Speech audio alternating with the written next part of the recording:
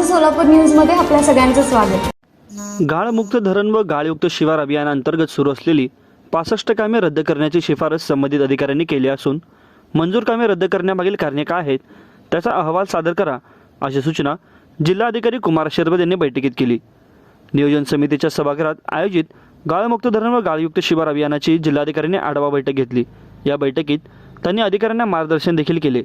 या अभियानांतर्गत सोलापूर जिल्ह्यातील 252 कामांना प्रशासकीय मान्यता मिळाली आहे।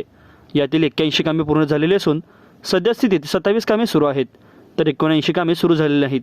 जी कामे सुरू झाली नाहीत ती कामे आचारसंहिता संपल्यानंतर तत्काळ सुरू करावीत असा निर्देशही जिल्हाधिकारी आशीर्वाद यांनी दिले।